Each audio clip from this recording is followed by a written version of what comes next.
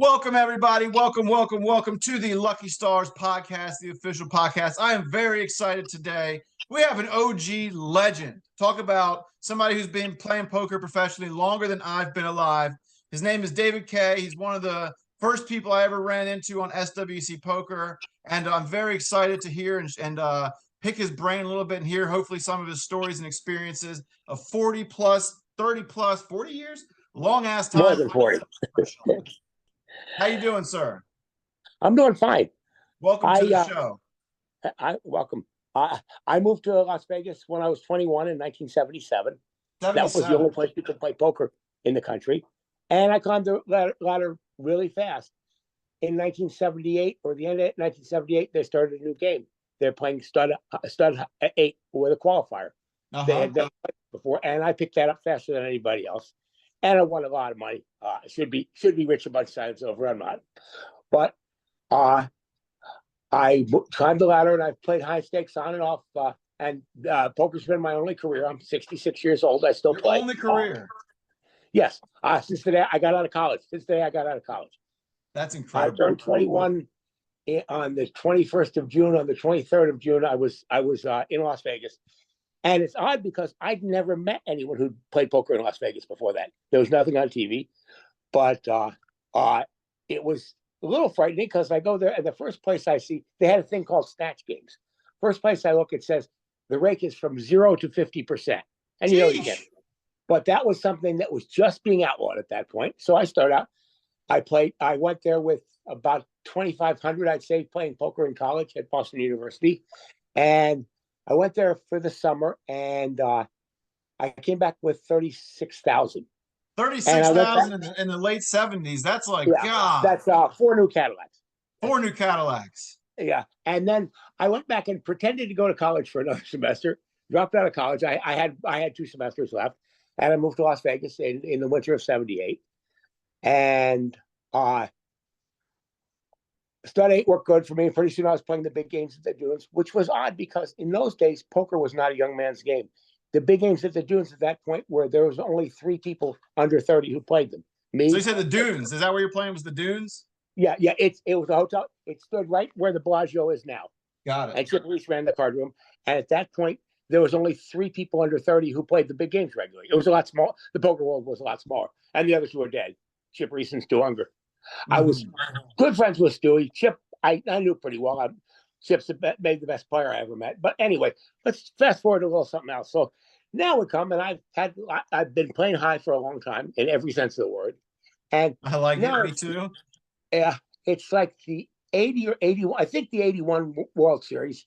And I look over and I see a game, and it's in the limit game section because at that point, they only had no limit during the World Series, but there's a section. It's in the limit section, and I see huge pots piled up with green chips, right?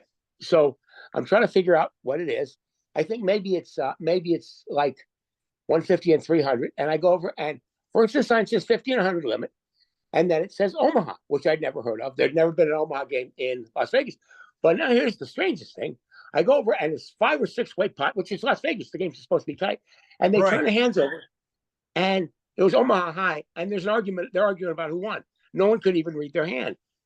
So I knew a woman named Sissy Bottom. She was my roommate. She played the game in New Jersey. I saw your story about her. Yeah. You're moving in with her. Yeah. She was 15 years older than I am, but we started there together. So now I go and I learned playing. I figure I'll be okay in a game where they can't figure out what they have. And picture if you've never seen a game where you can only use 2 of your cards. But I made a long play and won. And it was odd because the game was so good, and I was trying to figure out what to go on. And then something funny happened. We go down and try and start the game again, and we play for it's just a couple of guys because we're hoping there was a bunch of guys from the Pacific Northwest who played it up there. That's what we wanted to play with.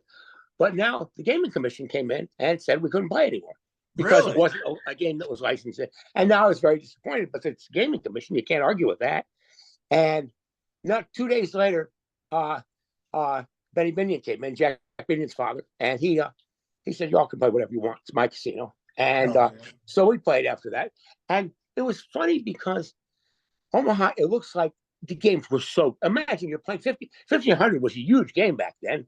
like I said, it's when a new Cadillac was $10,000. Right. And the general consensus amongst high limit players was it's great now, but in 6 months, everyone will figure it out. It won't be any kind of game at all, which was a little bit off. That's what they said 40 years ago, right? 30 years Yeah. ago, 40 Yeah. years ago. People still And haven't figured it out. Yeah. And that was before they played pot limit, and before they played high low. But it was funny because at that point, 7-card stud was the main game in poker. That's what most of the games were. And it was high only, right? Yeah. And Raz was the second most popular game in Las Vegas. And after that's that, 7-card stud high low or just 7 stud low only, where you want to make the lowest card for anybody who doesn't know. And then now the 80s came along, and the 90s, and limit hold'em became the by far the most popular. Right. game. Before the poker boom, it was all mostly limit hold'em and stud, right? In Las Vegas, if you're in Las Vegas, let's say it's a Saturday night in 1992 or something, right? And if there's 100 games going in the whole town, right? There'll probably be 50 or so limit hold'em games, 30 stud games, but maybe either 1, 2, or no big bet games. No limit hold'em. Pot limit hold'em was also very popular then. The reason they play pot limit, they don't play pot limit hold'em now because the bad players don't win often enough. If the main event was pot, my lovely wife. Hi, Madison. If the main event was pot limit hold'em, don't forget, we don't have a link yet, but David's going to be doing a poker coaching thing online. Yes, I love it. Yeah. Well, do you want to talk about that now, or do you want to keep going? We're working on it. We're gonna. I look at poker coaching a whole different way. First of all, I would be reluctant to hire someone as a coach who hadn't played for a while. They don't have to have played forever, but had a respectable career. And the other thing is, people now try and teach the procedure. I would teach the fundamentals behind it. We're also doing it a little bit differently. We're going to do it more on an individual approach. It's more That's of an what I was going individual. to ask individually. Yes. In fact, we're using an existing platform that I think is a lot more versatile than people understand, which is OnlyFans. So David is going to be a poker coach on OnlyFans. Nice. And if somebody that's the way to go. So there's going to be an easy, understandable rate sheet for questions, for time, really simple, and individual attention. Yeah, if somebody wants to see, let's say, just for example, they wanted to learn the games they have in a horse, those 5 games. I could put something out, but now if they want me to work with them, it'd be a little bit more money, but reasonable, because people who are just starting in poker can't afford to. The people who have no credentials and charge $300 an hour, that doesn't make any sense. It's ridiculous. I looked at all the potential platforms, and I just really love the ease of OnlyFans. Yeah, I love it. And your material is protected and everything. Yeah. And one of the protection. My wife and I talked about this. One of the things, if my poker coaching, I don't want it to be a swindle. Right. I want people to walk away and say, I learned. I'll give you a good example. I had Miami John, the guy who's got the most World Series cashes of all time, right? A big tournament player. More than Min and more than Phil Hellmuth? Oh, way more. John is that's something that's news to me. He's got 600 and some. Okay. Sheesh. I think. Oh no, that's all-time cashes. But he's got the most. No, maybe not the World Series, but the most cashes. But anyway, I met him. He got to town after I did, even though he's older than I am. But anyway, he came to me with a question. He says, is there any difference between having 6 wins twice or 12 wins once, and why? He said he heard a lot of things, and I told him, and the answer is that 12 wins once is better than 6 wins twice, because it's the law of diminishing returns. If you have 6 outs twice and you hit it both times, they don't give you 2 pots. Just fundamental math questions, and it makes poker sense. math is the crux of what we're going to be teaching. Yeah. I love it because I'm doing the same thing. Just like I asked a question to some of these people play 1, 2, and 51 and 2, 4 on Lucky Stars. I asked them how many outs are in a gut shot, and 2/3 of them got it wrong. Yeah. And how many outs is a gut shot, and what's your approximate Texas Hold'em percentage? And 2/3 of it put 5 or 3, and something like you're 20% or 30%, and I'm just like, the need for this is very How did large. they get out of the third? And I was always the guy, like I was playing big high limit in Atlantic City in the 90s, and 2 guys had an argument. There was a situation, big 7-card stud pot, and there's 1 card to come, and it's like there's something like 16 or 18,000 in there and 2 and 400, and they're going to make a deal. And they made a bet on how much the one hand was worth. And it's only one card to come. It's pretty easy to figure out. And so now they're going to do it. Oh, no, maybe it was 2 cards to come, but they're going to figure out what to do. And they decide that they'll go by my answer. And one of them was a guy named Brian Straw, who's an okay player. And the other one was John Hennigan, who for my money might be the best player. Yeah, I think he might be the best player in the world right now. I think he might be too, based on what I've heard. Good friend of mine too. But as far as mixed now games, we had a thing.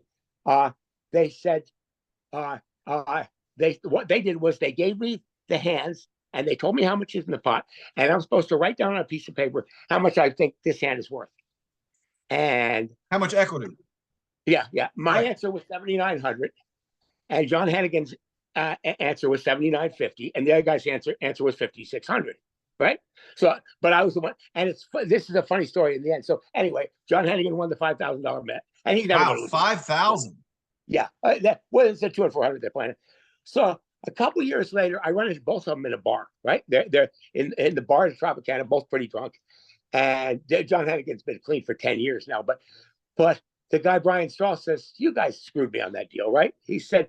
It was a setup. And I said, how could it be a setup? You guys called me at home. I walked into the card room and so the guy says, fine, here's his evidence. He says, if you guys both honestly did the math, how come you said 7,900 and he said 7,950? Well, I did it by the seat of my pants. And John Hennigan looked at me and he said, back when we used to give the exact same answer, we didn't get paid on the bet. It's trying to be funny. But that's good. That's good. Yeah. I'm trying to do writing and stuff now, but poker coaching seems good. And my wife was a better big bet player than me. I'd be way better. I like playing. I'm good at PL8, 4-card, 5-card. But big bet, I've always made money at it. But the main reason I always made money at it was that I picked my spots really well. You know, if they're playing stud 8 or the horse games, I want the game to be better, but I don't worry about it. And let me pull out my soapbox about mixed games. I think mixed games are the future of poker because the main thing, this is true, the higher you play, the more true this is if you're playing 5 or 6 different games, there's almost always going to be somebody giving something away. How's it going? Yeah. I love it. I love mixed games. I mean, I play mixed. We play 5,100. I'm probably going to go play tonight. What are you playing? There's always, it's Badusi, Badesi, single draw, triple draw, stud 8, Raz, deuce to 7 Raz. We is it rotation or dealer's Badoogie. What's that? Rotation or dealer's choice? Every time the button passes the dealer, we change. We played 2 big bet. We played Big O and we played PLO5 with a 1K cap or a 1,200 cap, and I think that's it. There's value in those things because people don't understand about when you play with the cap that you can't put a lot of money in with certain kind of hands. Yeah. Drawing hands, right? If you're playing Nolan Hold'em, it would be time for the 6-5 of hearts to go to sleep because he's up past his bedtime. Yeah, because you can't put that carries a little too much. You can't even if you have 200 in front of you. If it costs 200, you got 8,000 in front of you. It's fine to put 200 with the 5-6 hearts, but not if you're going to only put another 1,000 in. Right. It's math. I'm going to cut this short now, and I promise I'll appear on another one of your podcasts. Yes, well, let's get your rapid fire. You ready? So what do you prefer, cash games or tournaments? Cash games. Yeah. Live or online? Live. New school or old school? Old school. Limit or no limit? Limit. Coffee or tea? Coffee. Baccarat or craps? Neither one. Neither one. Great answer. Who's the best player in the world right now? If I had to vote, I would say I've played with all the high limit players before. John Hennigan, maybe. Phil Ivey in some ways. They're probably making too much noise. Those are probably I think Hennigan's still probably the best. Yeah, player. yeah. But there's a lot of up and coming players, and there are new skill sets that are coming into play, and that's an important thing to consider all the time. See, attrition will always get you if you're not constantly learning. Yeah. You have to constantly learn. We call it doing the work. Yeah. Doing the work. You have to do the work. If you're playing the same way you were 6 months ago, you're doing something wrong. Exactly. Oh, that's me. And it's funny when I think about John Hennigan. He's 52, and I think that makes him old. I John thought it was so Hennigan. damn good. Well, it was never a young man's game. Yeah. I mean, If when you I talk got- about the best in the world, his name comes up all the time from the Well, mixed yeah. game players. You know, And this the was no so- limit hold'em yeah. kids, they might not know Johnny World, but the mixed game players He won the certainly 50. do. He won the 50K, the Players Championship once, and came in third once. When I got the year I got to Vegas, Doyle Brunson had just won the main event, and when he won it the first time, he was the youngest one ever to win it. And he was 42 or 43. Yeah. I need a Frosty, guys. Okay, we're gonna cut this short, but I will be back Strawberry again if you Frosties. invite. All right. Thanks Hey, for having thanks a me. lot. I appreciate you guys. Bye bye. Bye-bye. Bye bye. See ya. Yeah. All right. Well, thank you all very much for tuning in. That was D Cop, aka Committed, good friend of mine and a poker savant, if you will. I hope everybody had a great time. It sounds like they've got some things in the mix. I look forward to seeing that. And we're gonna rock and roll. Have a good one.